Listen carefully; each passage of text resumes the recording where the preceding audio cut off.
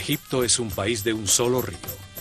El Nilo discurre plácidamente, generando una verde ribera, rodeada por enormes desiertos. Es el más grande oasis en el desierto más grande del mundo.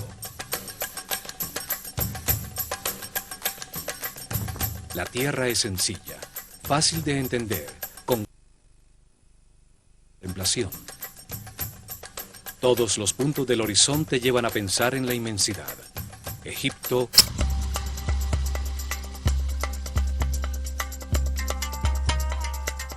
es el país de un solo Dios.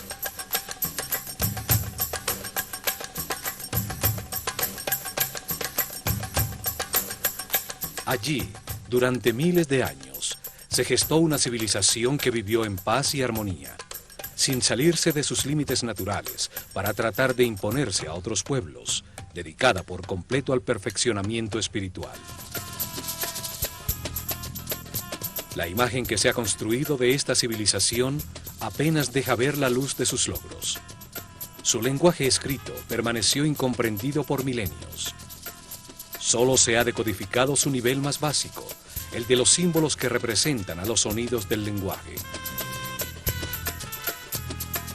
Existen niveles superiores, con símbolos que transmiten conceptos, no sonidos. Estos no han sido descifrados todavía. Las traducciones solo se basan en la parte fonética, o en el mejor de los casos, se interpretan de acuerdo a las creencias de los traductores. Los que creen que eran unos bárbaros primitivos llegan a un tipo de interpretación, y los que creen que eran una avanzada civilización basada en lo espiritual, poseedora de tecnologías incomprendidas, llegan a otros totalmente distintos.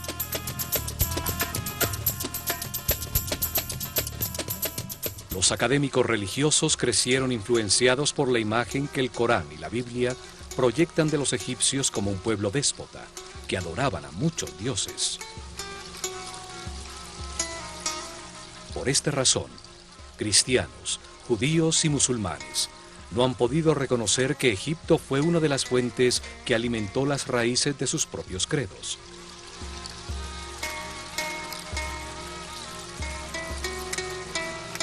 Esta imagen fue reforzada por la incorrecta traducción de la palabra Néter, como Dios o diosa, cuando en realidad significa fuerza o causa fundamental, principio divino, función que ordena al universo. Los Néters personifican atributos de Dios. Fueron una manera sencilla de explicar al pueblo que el único Dios responsable de la creación tiene distintas características.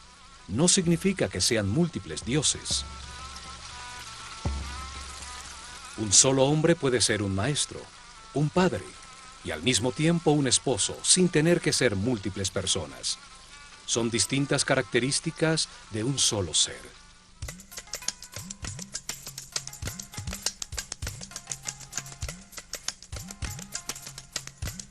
Para muchos historiadores, la civilización actual representa el momento de máximo progreso del hombre sobre la Tierra. Esta creencia también ha contribuido a proyectar una imagen equivocada de Egipto, porque no aceptan la información que la pueda poner en duda.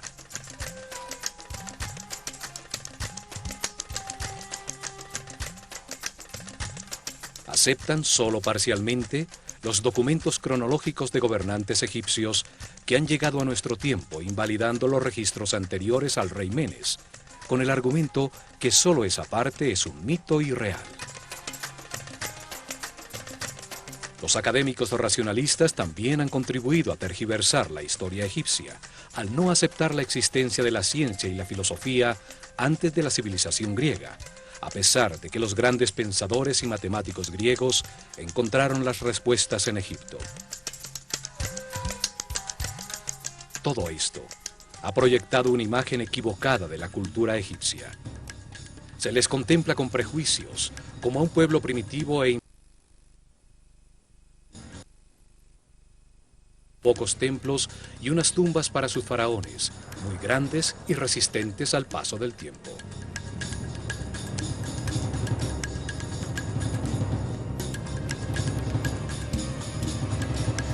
Estos programas buscan reexaminar su cultura, redescubrir sus templos para conocer las verdades talladas en sus muros, abrir una puerta a su concepción de la realidad, con una mentalidad libre que permita ver más allá de los mitos en los que los tenemos sepultados. Los antiguos egipcios entendieron el universo, sus leyes, procesos y propósito de una manera coherente, lógica, analítica y racional, que es una herencia importantísima para el hombre que comienza un nuevo milenio.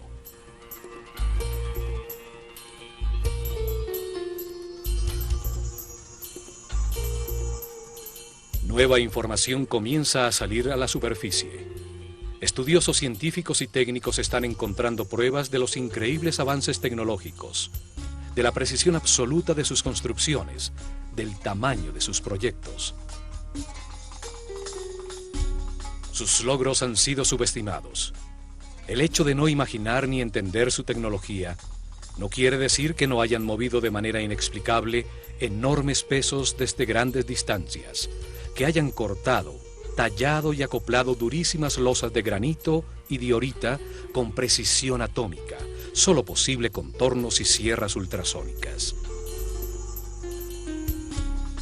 La precisión matemática de sus construcciones es tal que en las 5 hectáreas de la base de la Gran Pirámide hay un desnivel de solo 8 milímetros. La tecnología actual solo hubiera logrado un desnivel de 40 centímetros.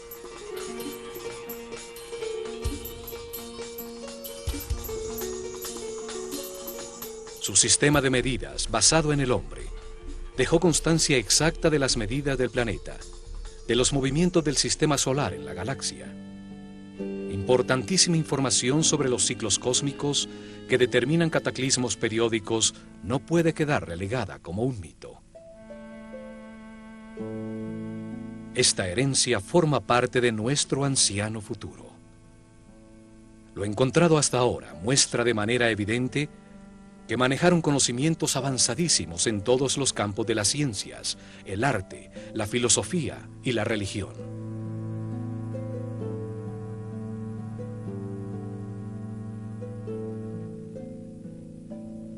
Conocimientos que forman parte de una herencia aún más antigua de un período desaparecido de la humanidad, el llamado Atlante, anterior al diluvio universal, al que sobrevivieron unos pocos sacerdotes que construyeron las bases de este ciclo que vivimos. Previendo la catástrofe, se prepararon para sobrevivirla. A ello se debe la aparición súbita, sin ningún período de evolución, de todos los conocimientos egipcios. Estos sabios estructuraron una cerrada casta sacerdotal. Se organizaron en templos para que sus sucesores guiaran al pueblo en un proceso de perfeccionamiento espiritual que perduraría por miles de años. Fueron llamados los sacerdotes de la Escuela de Misterios de El Ojo de Horus. Eran los depositarios del conocimiento, y su visión de la vida sobre la tierra como un proceso de perfeccionamiento espiritual para convertir un hombre casi animal en superhombre determinó el camino de los egipcios. Su manera de entender el progreso como una evolución en los conocimientos sobre el universo es invaluable para el hombre occidental, que ve el progreso como la adquisición de comodidades materiales. La Escuela de Misterios aceleró el proceso evolutivo de una serie de iniciados que recibieron información para entender el mundo dual en que vivimos, de contrastes extremos, de luz y oscuridad, de miedo y amor. Así pudieron entender que en las distintas vidas se experimentan en carne propia estos extremos, como resultado de las decisiones que libremente se toman, lo que permite compararlos y comprender qué es verdad. Cada vida es un paso necesario para añadir conocimiento. Los egipcios vieron al hombre como un modelo a escala del universo, que al entenderse a sí mismo puede encontrar verdades superiores, deducir aspecto de la realidad. Como es arriba, es abajo. Los sabios sacerdotes enseñaron que todo existe en una gran mente, que somos pensamientos de Dios, con la capacidad de crear en nuestro propio pensamiento. Todos somos aspectos de una única realidad. Todo es uno, uno es todo. Por eso, desarrollaron simultáneamente su ciencia, su arte, su religión y su filosofía, de una manera multidisciplinaria, conjunta, sin especializaciones que ciegan.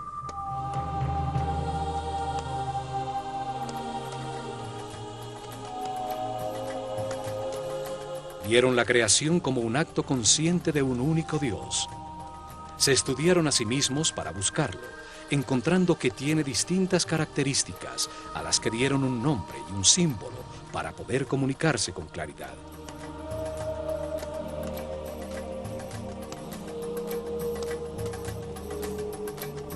Llamaron Atum a la característica de Dios inmanifestado, cuando no ha creado el universo, y este solo existe como potencia dentro de él.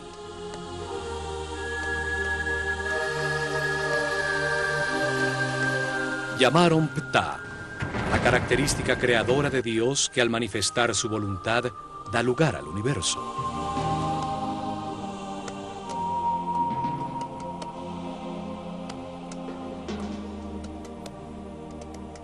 Llamaron Amón a la característica de Dios que hace al hombre libre de crear en su propia mente a su propia imagen y semejanza.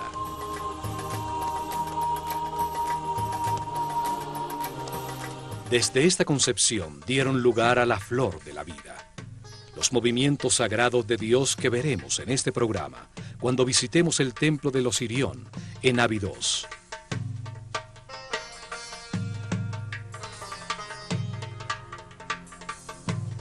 Los templos fueron instrumentos científicos de alta precisión para medir y registrar los movimientos de los astros. Su herencia nos dice que los astros determinan los ciclos del universo, los procesos que vive el hombre y la humanidad. En los templos concentraron los conocimientos que encontraron mientras se estudiaban a sí mismos en un proceso dirigido de perfeccionamiento espiritual. Allí desarrollaron simultáneamente las ciencias, el arte, la religión y la filosofía en un solo todo dinámico, pues creían que ningún aspecto de la realidad estaba separado del otro. Alrededor de los templos, guiada por seres muy evolucionados espiritualmente, creció una de las civilizaciones más incomprendidas y más avanzadas sobre la Tierra. Es hora de recuperar nuestra herencia.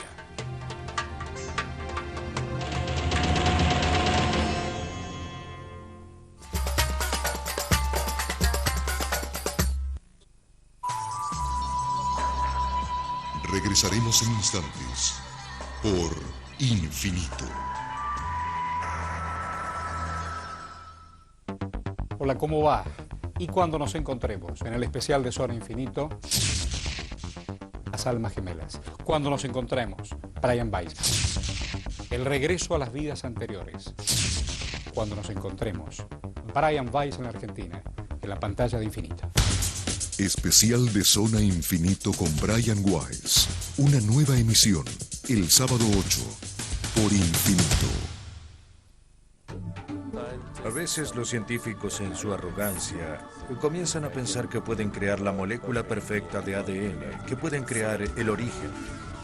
Las mentes más evolucionadas de nuestro tiempo nos sitúan más allá de la nueva era. Hemos llevado al planeta al borde de la destrucción. Una producción propia y exclusiva. Jamás me he llamado sanadora, porque solo ayudo a tomar conciencia. Más allá de la nueva era. Los lunes, en Infinito Alternativo. ¿Cuánto espacio crees que ocupe el lavado en tu vida? Por eso Skip desarrolló el nuevo polvo con sistema biotérmico, que elimina las manchas difíciles aún en agua fría.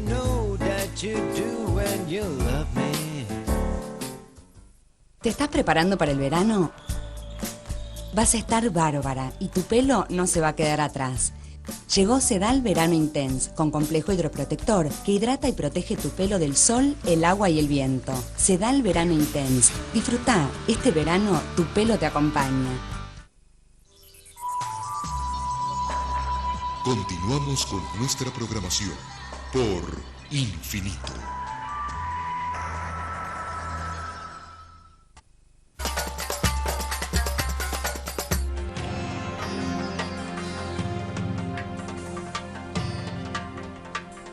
La herencia de su civilización, su visión del universo, está resumida en unos pocos símbolos, sabiamente escogidos entre los elementos de su realidad.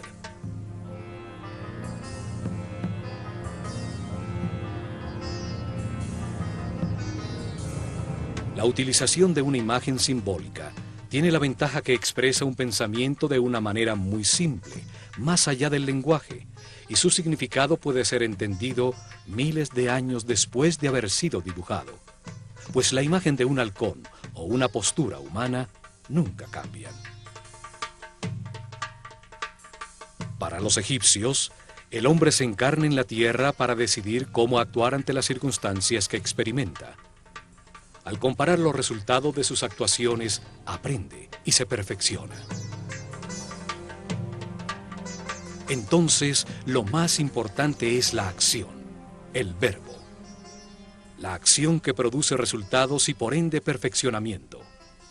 El lenguaje existe para comunicar acciones.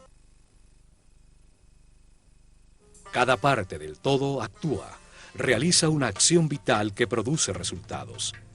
Cada parte tiene la forma que necesita para actuar de la manera. Los egipcios expresaron sus ideas a través de 3 tipos de símbolos o de escrituras. Son llamadas escritura hieroglífica, hierática y demótica.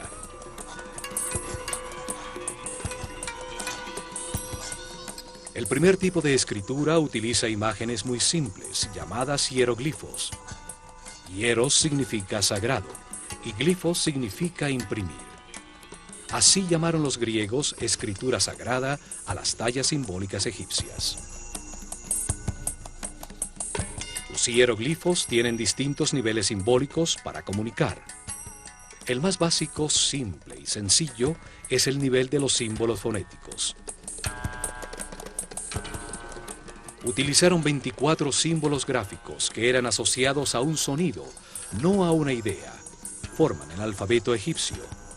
Era la escritura que daba forma al lenguaje del pueblo.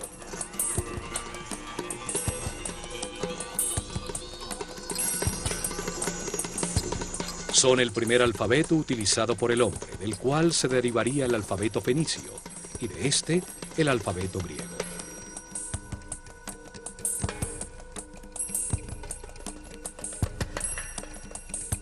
Podían escribir indiscriminadamente en columnas o en líneas horizontales para ser leídas en cualquier sentido. Las cabezas de las figuras simbólicas miraban hacia donde comenzaba la frase. Así marcaban la dirección en que debían ser leídas.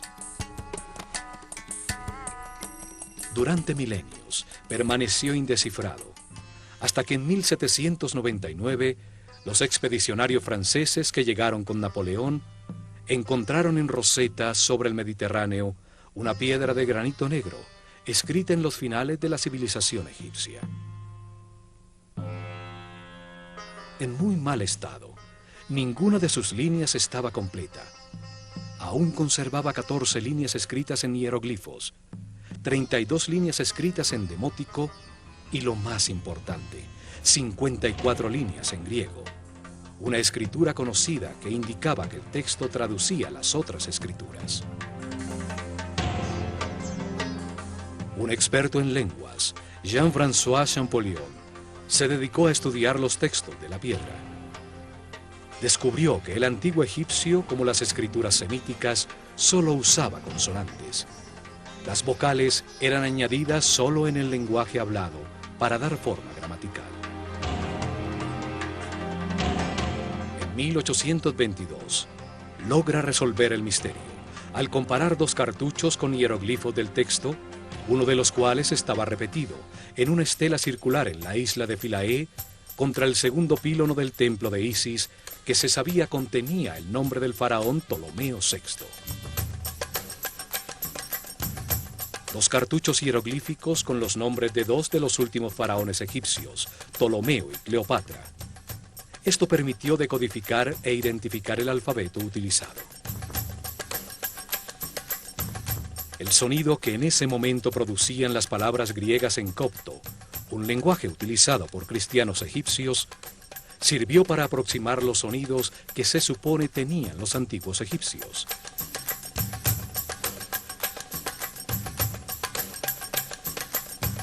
Así se logra descifrar el primer nivel con los 24 símbolos tallados hace miles de años.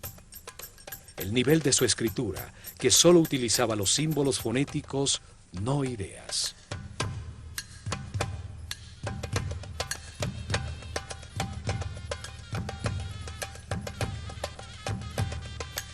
Pero existe un nivel más alto de comunicación en la misma escritura hieroglífica.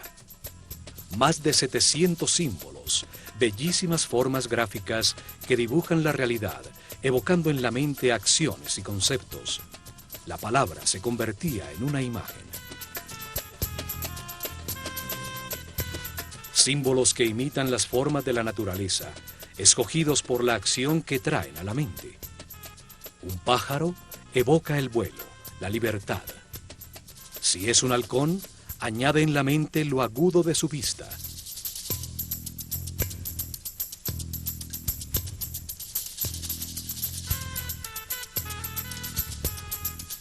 La figura de un ojo comunica la acción de ver. Cada símbolo está diseñado para revivir las experiencias que su forma le produjeron en la vida.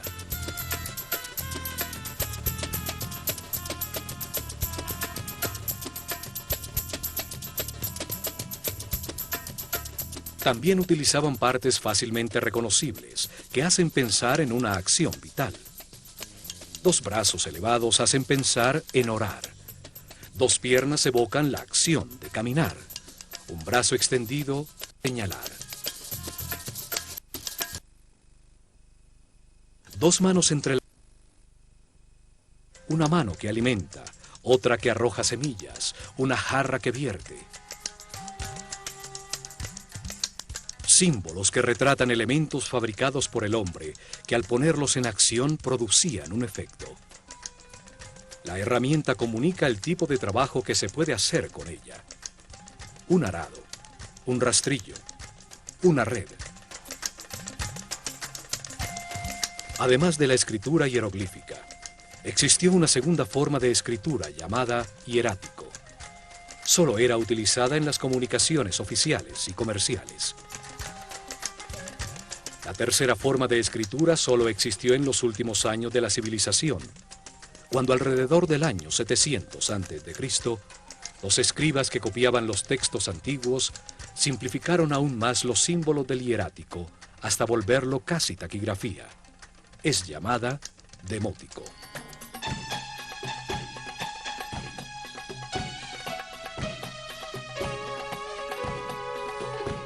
Nuevas interpretaciones están saliendo a la luz que permiten entender que los mitos y los símbolos utilizados por los egipcios son solo una forma fácil de comunicar conocimientos, de expresar conceptos sobre la realidad. Al convertir las ideas en historias, se facilita su entendimiento. Los sabios sabían que suministrar información sin que sea comprendida es un ejercicio inútil.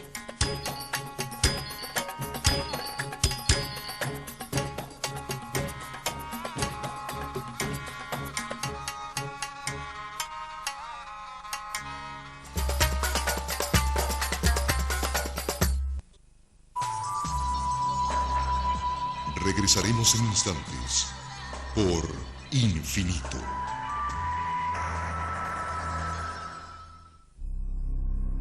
Los seres del más allá y su singular encanto. Continuamente nos están asustando, nos tocan los hombros, voltea uno a mirar, no hay nadie. Apariciones, ruidos, pasos que se pierden en la noche y presencia de seres desencarnados o sea, espíritus sin cuerpo físico. Anímese a recorrer los lugares embrujados más inquietantes de Latinoamérica.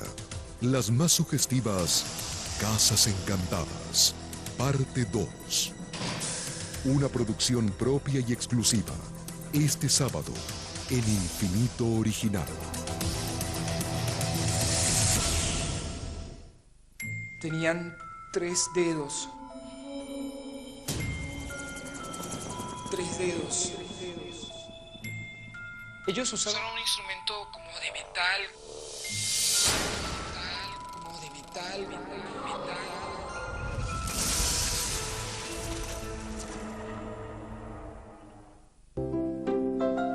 Apenas abre los ojos, ya está descubriendo todo lo que lo rodea. Es el comienzo de un día intenso.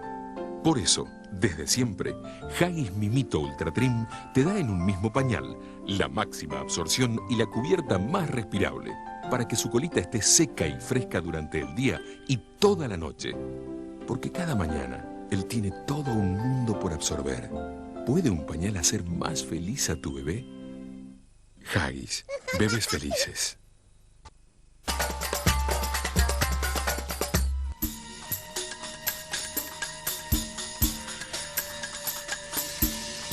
Hay 3 templos muy antiguos, de los comienzos de su civilización, realizados con la misma técnica constructiva. Tienen el mismo estilo arquitectónico, masivo, muy simple y pesado, que nunca fue utilizado nuevamente en todo Egipto.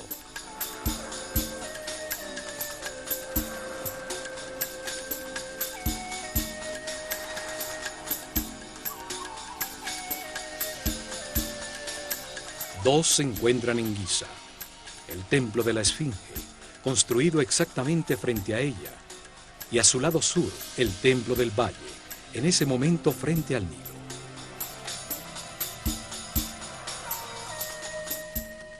El tercero es el masivo Osirión, construido en Abidos.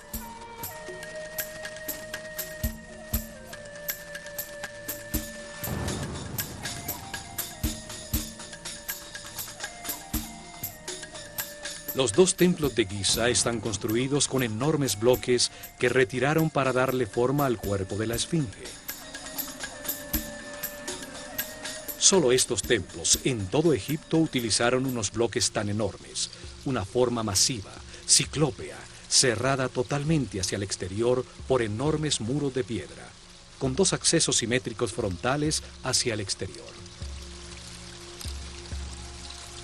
El peso promedio de los bloques utilizados en su construcción es de 50 toneladas. Debían poseer una técnica constructiva que facilitaba la utilización de bloques tan grandes como una casa.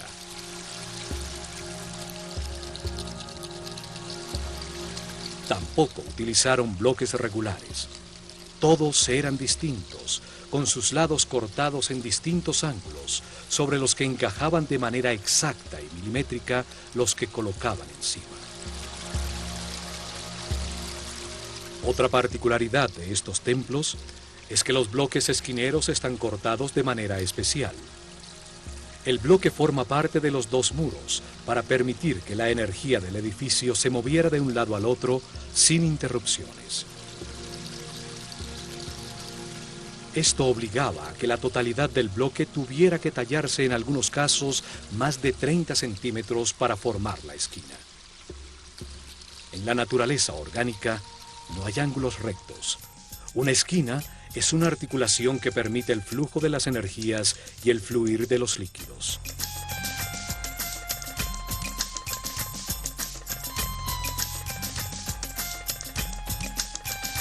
Estos templos tenían un salón central, con una cubierta de piedra sostenida por gigantescas columnas colocadas simétricamente.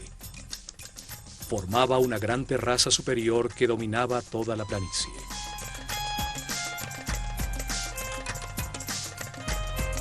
Sus muros y columnas no tenían ningún tipo de ornamento o hieroglifo, y sus pisos son de alabastro.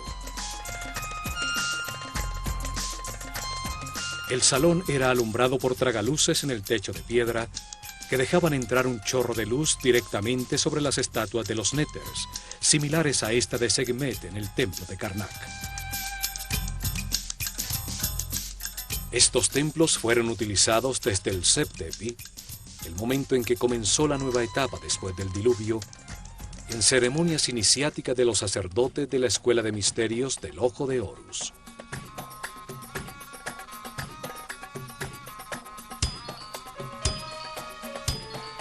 Los días del equinoccio, sobre la terraza del templo, a la altura de los ojos de la esfinge, se colocaba la barca de oro.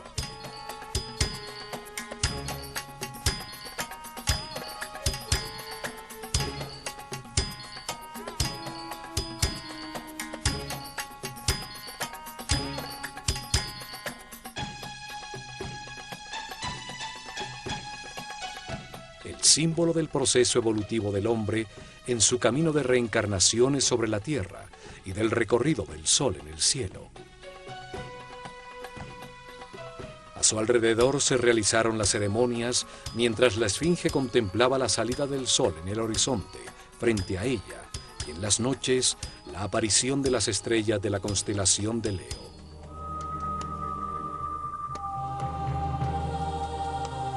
Cuatro razones se dan para afirmar que la esfinge y estos templos fueron construidos por el faraón Kefren. La primera es que en el templo de la esfinge se encontró enterrada, cabeza abajo, la famosa estatua de Diorita negra de Kefren con un halcón en su cuello. La segunda es que se afirma que la cara de esta estatua es igualita al rostro de la esfinge.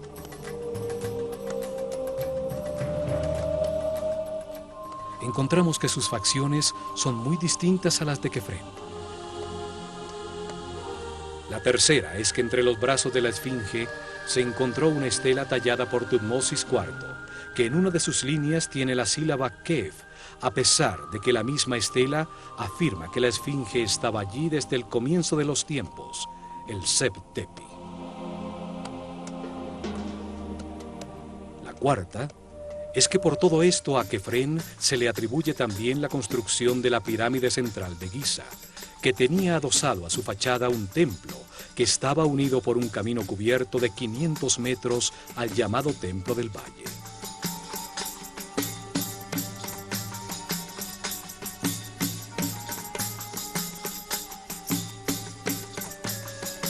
Sin embargo, la piedra de los muros de estos templos es del mismo tipo del bloque monolítico de la esfinge, seguramente de los sobrantes de tallarla. Además, tiene los mismos síntomas de erosión causada por la lluvia que la piedra de la esfinge, lo que permitió a expertos geólogos determinar que ésta fue construida alrededor del año 9000 a.C. Seguramente el faraón Kefren renovó el antiguo templo forrando por las dos caras con losas de granito los masivos muros ya deteriorados por la erosión.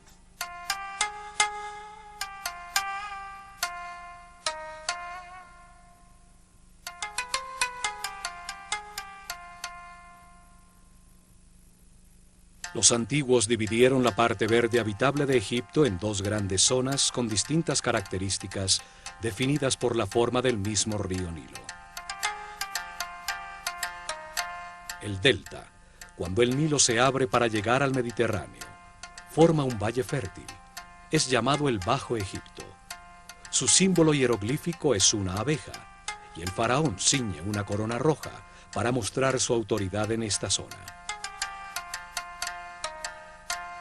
El larguísimo y estrecho corredor verde a ambos lados del Nilo, en su recorrido desde la frontera con Nubia hasta el sitio donde comienza el delta, es llamado el Alto Egipto. Es simbolizado en su escritura por un arbusto, y el faraón ciñe una corona blanca que representa su poder sobre ese territorio.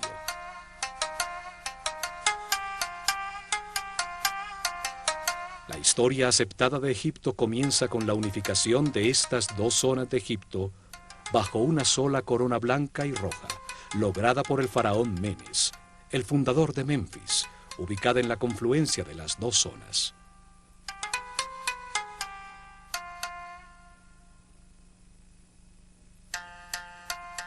En Abidos, al sur, en el Alto Egipto, existen dos templos, uno al lado del otro.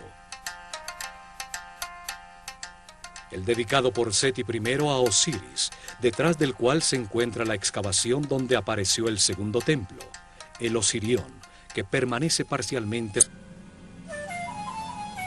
El nivel freático impidió los trabajos de restauración, pues el agua fluía dentro del templo más rápidamente que lo que las bombas podían sacarla. Se estima que fue construido en la cima de una colina, alrededor sumergido en agua. Alrededor del año 9000 a.C., cuando el nivel freático y la superficie del Nilo estaban 10 metros más abajo. Fue el primer templo en Egipto dedicado a explicar la vida como parte de un camino de reencarnaciones sucesivas que permiten ir adquiriendo información sobre el universo, evolucionando de la ignorancia a la sabiduría.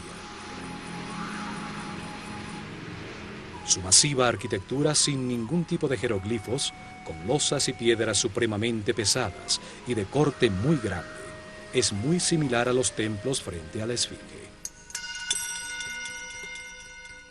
Enormes bloques irregulares, todos distintos entre sí, con cortes que asombran por su precisión, juntas de construcción y exactitud de ensamblaje.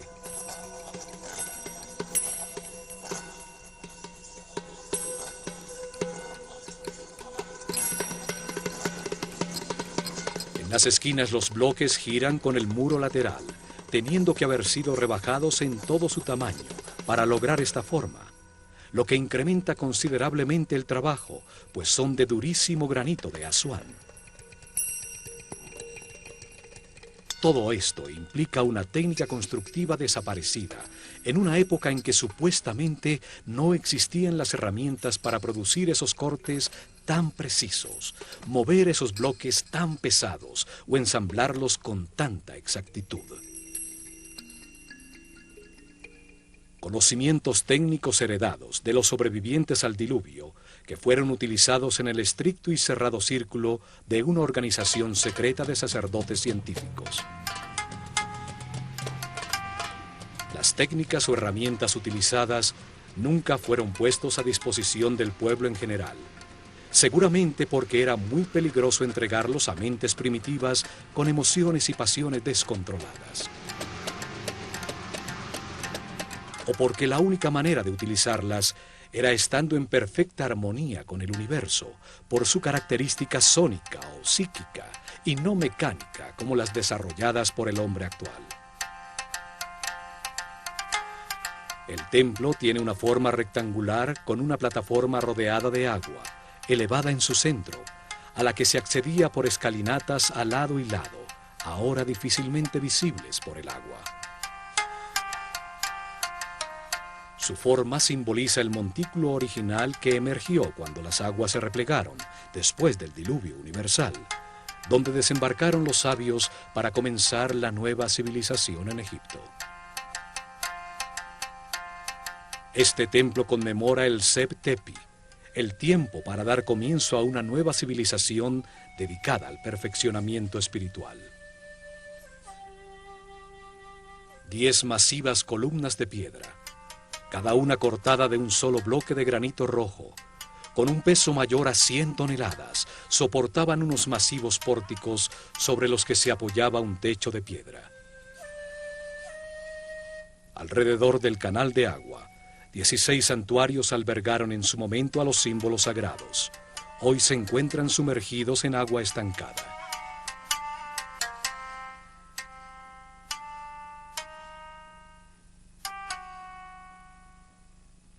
En la esquina superior de uno de esos enormes pilares se encuentran a lado y lado 2 extraños círculos con geométricas figuras en su interior que se tocan en sus bordes. El granito parece quemado con delgadas líneas circulares.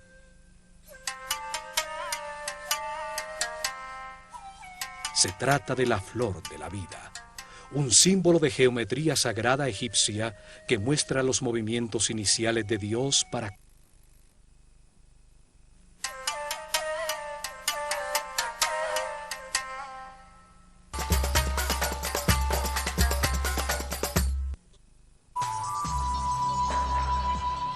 Regresaremos en instantes por Infinito.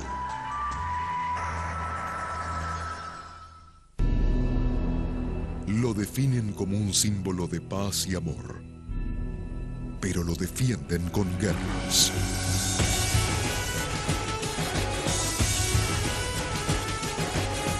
Recorra con nosotros las religiones más importantes del mundo y todo lo que han hecho en el nombre de Dios. Estreno hoy por Infinito.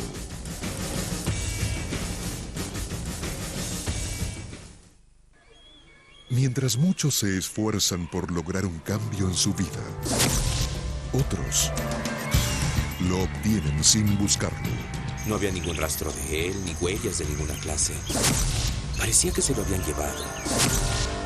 Era totalmente increíble. Analice con nosotros qué les ocurrió a quienes aseguran haber tenido... No estaba parado en el suelo, estaba flotando sobre el suelo. Encuentros cercanos del cuarto tipo. Estreno el sábado 22 en Infinito OVNI.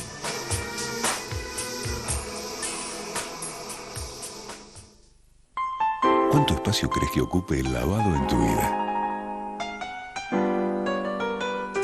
Por eso el KIP desarrolló el nuevo polvo con sistema biotérmico, que elimina las manchas difíciles aún en agua fría.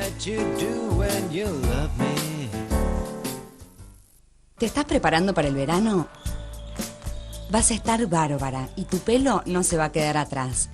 Llegó Sedal Verano Intense, con complejo hidroprotector que hidrata y protege tu pelo del sol, el agua y el viento. Sedal Verano Intense. Tu pelo te acompaña.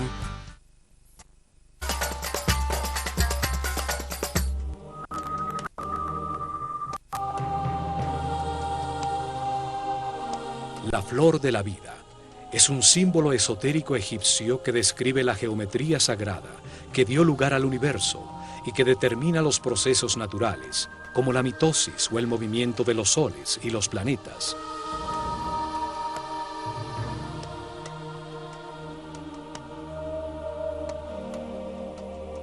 Una forma que conceptualiza a la vida como un proceso en el tiempo, el contenedor de los ritmos, de las horas, los días, los meses, los movimientos de los cuerpos celestes, durante los cuales la idea toma forma, la semilla germina.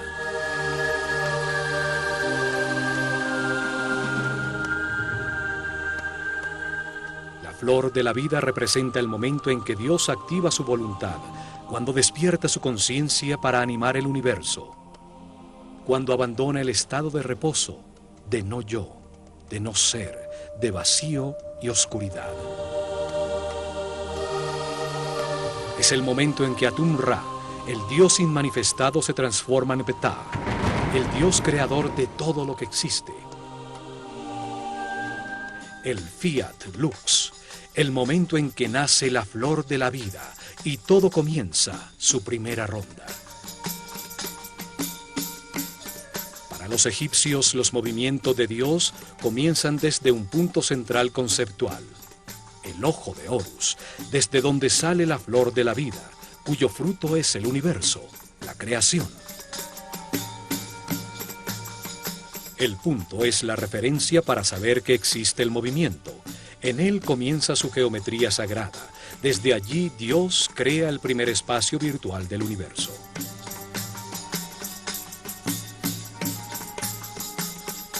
Lo hace proyectándose hacia afuera, como un punto que avanza hacia adelante, repitiéndose a sí mismo, formando una línea recta, la forma masculina. Es el Dios Padre que manifiesta su energía y su información. Su voluntad activa es transformada por el Dios Madre, la sustancia infinita que gesta en su interior una respuesta. El Dios Hijo que regresa con la percepción de un plano virtual reconocido. Así entienden la Trinidad de los egipcios, como un proceso simultáneo, equilátero, de información enviada-recibida y concientizada. Por eso el triángulo equilátero es la base del tetraedro, el primer sólido puro, forma masculina primaria de todo lo creado. El El proceso se multiplica en el tiempo y en el espacio, hacia adelante, hacia atrás, hacia arriba y hacia abajo, a la derecha e izquierda. Así, Dios genera un espacio virtual referenciado en sí mismo. Simultáneamente, al girar ese volumen percibido alrededor del punto de principio femenino, la esfera, un espacio pasivo, sin tensiones, con todos sus puntos referenciados al centro, al ojo de Horus. La esfera es la placenta que contiene todo, es la sustancia para todos los volúmenes y formas, es una expresión de unidad, de totalidad e integridad. Ninguno de los puntos en su superficie es más importante que el otro, y a todos se llega de igual manera desde su centro de fuerza-energía que los origina a todos.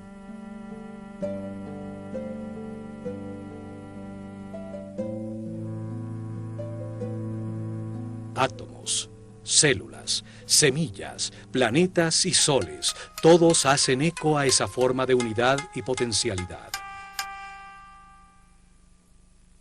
La primera esfera virtual contiene los 5 modelos de poliedros regulares, sólidos con todos sus lados y ángulos iguales. Son llamados los sólidos platónicos, en homenaje a Platón, quien aprendió la flor de la vida de maestros egipcios.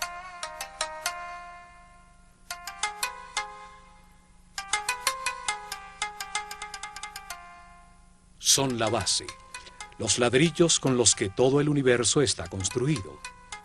Simbolizaban a los 5 elementos de la naturaleza: el fuego, la tierra, el aire, el espíritu o éter y el agua.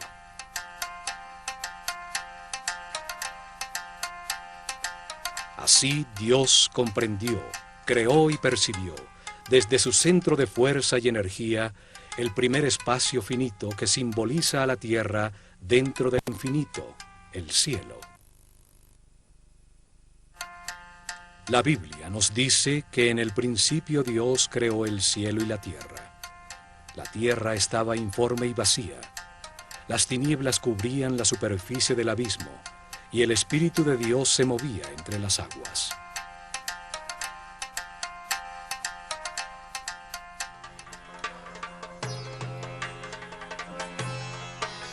Realiza entonces su primer movimiento, desplazándose desde el centro de la primera esfera conocida hasta llegar a su borde, a la membrana o perímetro del espacio. Desde ese nuevo punto central se repiten los movimientos que ya conocemos, generándose una nueva esfera. En la intersección de las 2 esferas iguales se genera la forma más importante de todas las existentes. Es llamada el Veshika Pisces y simboliza al Verbo Divino. Los egipcios creían que desde allí salieron los números, los 7 sonidos fundamentales, las letras y toda la sabiduría de la creación. Tiene la misma forma del ojo y de la boca humana. En su interior caben exactamente 2 triángulos equiláteros, que al ser contenidos en un rectángulo son la base de la proporción áurea, la divina proporción. Esta proporción fue utilizada en todos sus templos, como en el Osirión, para relacionar las 3 dimensiones entre sí y a estas con la naturaleza. De allí se derivan todas las relaciones matemáticas fundamentales y los números más importantes como Phi y Pi. También simboliza la visión compartida, el mutuo entendimiento entre individuos iguales, tierra común. El Veshika Pisces es el espacio compartido, la intersección entre la esfera inicial y la nueva que es generada desde su borde. A partir de esta nueva esfera conocida, se repiten sucesivamente los movimientos hacia la membrana exterior para generar una nueva esfera.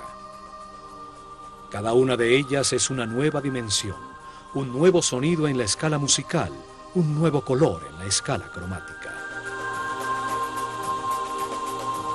Así se van construyendo 4 esferas, 5 esferas, 6 esferas, y en ese momento se llega a la 7ª y última esfera, con la que se cierra el primer ciclo y se completa la semilla de la vida.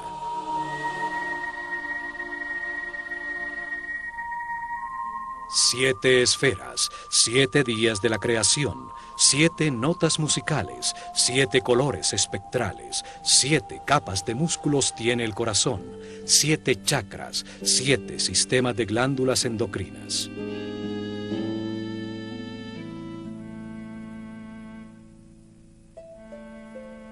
Este patrón geométrico se repite infinitamente, es la base de todo lo que existe. Siguiéndolo, la naturaleza hace crecer las flores, construye una a 2, a 4, a 8 células primarias, y así el cuerpo humano o las galaxias. Al expandirse como una eterna espiral, va generando nuevas esferas. En la tercera ronda de giro se completan las 19 esferas que conforman la flor de la vida. Este patrón geométrico toma la forma de una flor y es al mismo tiempo un proceso eterno.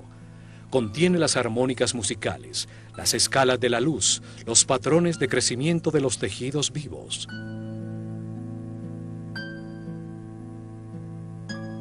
Cada esfera tiene la misma potencia para desarrollarse que la original. Así, la flor de la vida da lugar al fruto de la vida que genera su propia flor. Cada esfera guarda en su interior los 5 sólidos platónicos. La unión de la energía masculina y femenina, la recta y la curva, las 2 matrices geométricas que son la base de toda la realidad existente.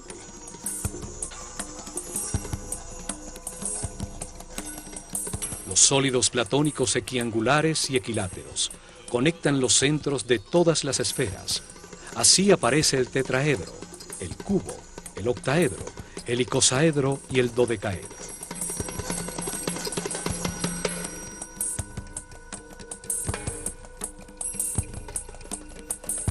Son símbolos de la inseparable relación entre las partes y el todo. Forman un principio de unidad para toda la geometría de las formas existentes, sin importar su diversidad. Patrones, diseños y estructuras que existen en la naturaleza, desde la más pequeña partícula a expresiones de vida reconocibles por el ojo humano, hasta el gran universo. Todo sigue un arquetipo geométrico que nos revela la naturaleza de cada forma.